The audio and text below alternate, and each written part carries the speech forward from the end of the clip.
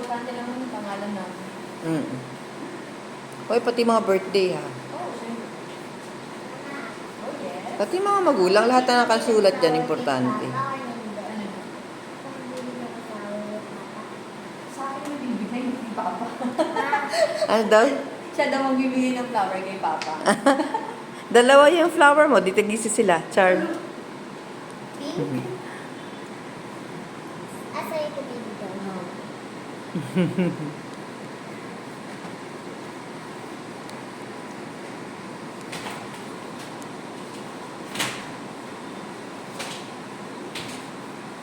Nahirapan sa pangalan, girl.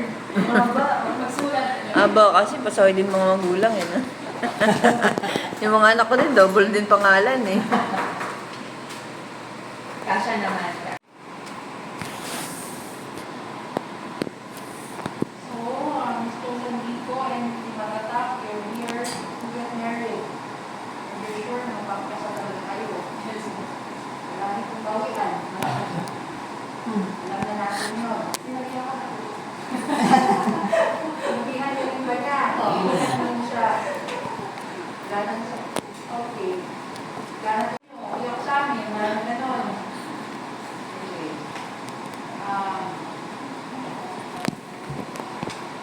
Wala rin kong pilitan, ha? Walang pilitan, walang takutan. Wala namang ganun na nangyari dito. Wala. Okay. Kasi, of course, cannot overemphasize na tayo dito ay kasal sa loob tayo ng pagkakasal. Okay? So, your witnesses are Maylene Nakatakarani and Caroline Maliban Supernavi. Ano yung magpapakasal? Dapat For Maylene, sister ko po. sister. And Caroline, brother. Okay. You go married? Yes po. Nasabi niyo ba sa kanila, how it is Yes po. to be married? Yes po. Yes. Hindi naman sila nag-uwi. Sinakal ko po. I'm not joking. Baka naman sila sorry. Sinakal ko. Ano yun? Sinakal ko lang. Sinakal. Tumawala na yung pakal. Oh. There are no other concerns. Caroline.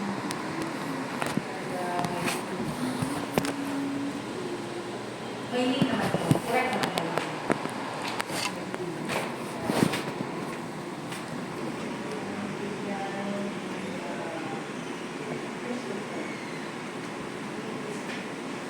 Have you already checked this? Check na ba ito? Kasi pag nagka-problema to dahil sa wrong spelling, kailangan pa natin mag-file ng case para lang magpa-correct. Yes. So, na wala na problema to. Okay. How long have you been together, Ms. Cooper and Ms. Vivian? Almost 12 years. 12 years naman ako. So, ito ay wala na talaga ito. Wala nang bawian. Wala na. Hindi pa ako tapos. Wala na talaga. Okay. May dalawa na po kami anak. Okay.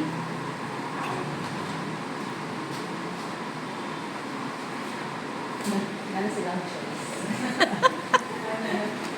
Wala na daw pong choice.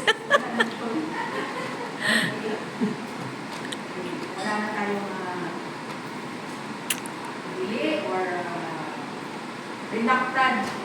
Yes. Reluctant. We will proceed. Okay. We have to later to stand, especially that part. Okay. Say hi. Say hi ka. Hi po, Josh. What's your name? Iyain pa bigla. Na-shy ka? Sit ka na daw. Dapat siya ng-flower girl. Your brothers and sisters, today we will witness the marriage of Christopher Sandico, Mangilan Sandico, and Vivian Espinosa de Magata. The love of each other and the responsibility themselves for themselves and their sake. On this day we may be bind.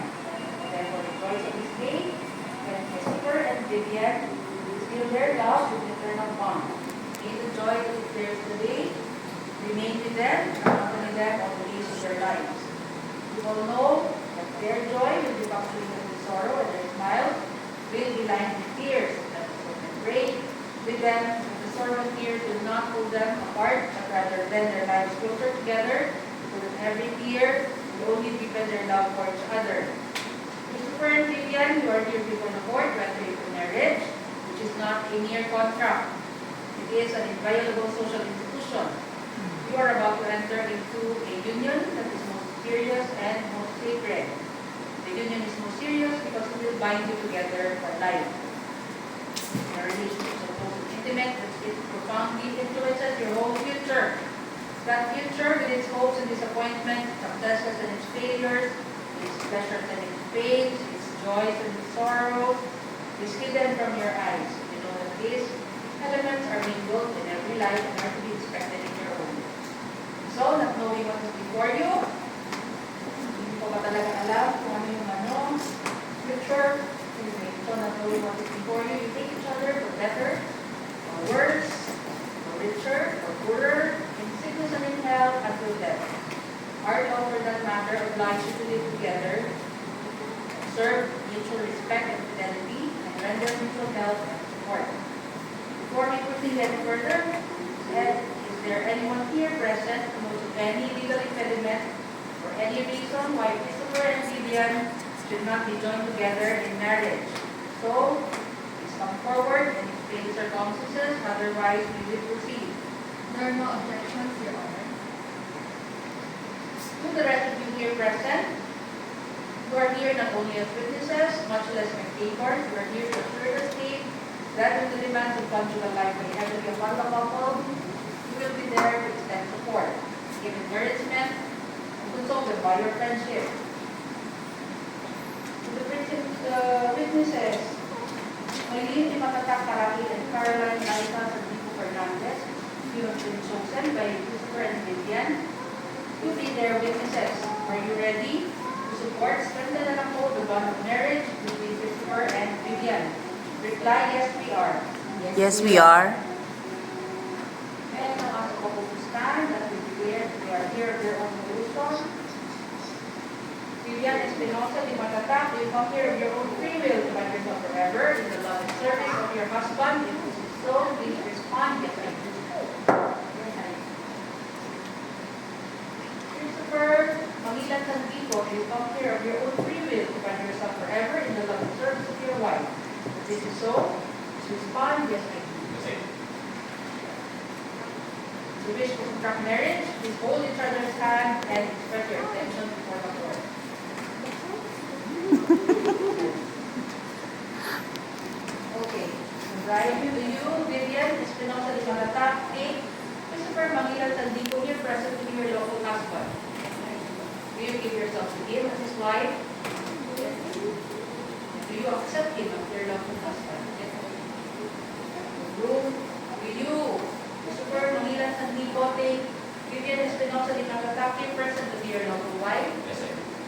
Do you give yourself to her Serious. as her lawful husband? Yes, I do. Do you accept her as your lawful wife? Yes, I do. Okay? Now please repeat after me. Please state your full names.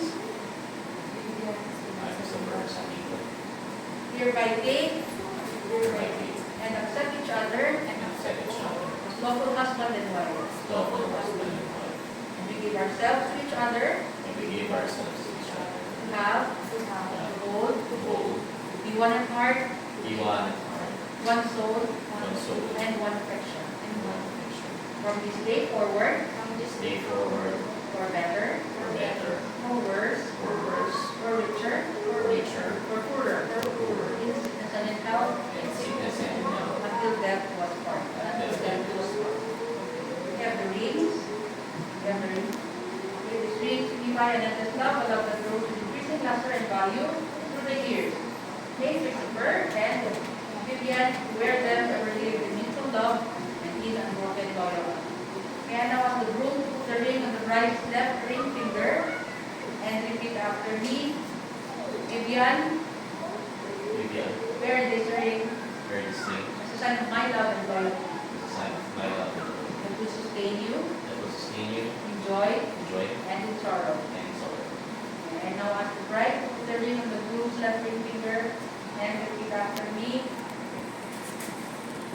Christopher Mangilan Santiago, Christopher Mangilan Santiago, wear this ring bear this ring as a sign of my love and loyalty, as sign of my love and loyalty, that will sustain you in joy that will sustain me and in sorrow. and in Sorry. God, you Lord, Father, bless Christopher and Vivian and keep their hearts united forever with an enduring bond of His love. God bless them with children so that they may more children. And God bless them with more children so that they may love and care for them. May Christopher and Vivian be blessed in their work so that they may reap the harvest of a good life. God will be abundant blessings on the love of Christopher and Vivian and help them to carry out their duties as husband and wife. May the couple also remain faithful to Almighty and most importantly, to each other. And at the end of a long and well-spent life, may God reward them with eternal happiness together with their children and those who love them. Christopher and Vivian, now that you have already taken each other as husband and wife, I admonish you to love each other and to remain faithful to one another. Vivian, love your husband, be a good wife and mother, caring life at the home, tranquil and quiet refuge. Do not let the thing ever cheat you and your love for your husband. Be with him, be his constant companion, be faithful in love, generous and kind. Christopher, love your wife as much as she loves you. Ito, i-emphasize ko talaga ito. Be a loving, patient, and understanding, and generous husband and father. Strong and dependable pillar of the home. Do not let the thing ever cheat you and your love for your wife. Be with her, be her constant companion. Be faithful in love, generous and kind. And by the authority vested in me by law, all in all those present here as witnesses, I confirm the bond of marriage, which Christopher Mangilan Santiago and Vivian Espinosa de Macatac have contracted. I now pronounce you husband and wife, and you may now kiss the bride. Wow! And newlyweds, a big round of applause. Yay! Congrats! Parang hindi nyo natuhalo, no? Yung case, no? Ang bilis.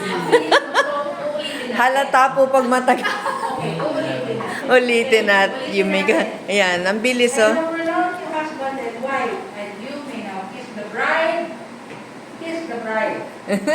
Yun! Mahiyain po kasi sila. Wow! Alata kapag luma na eh. Oo. Mabilisan lang. Mamaya na lang tayo.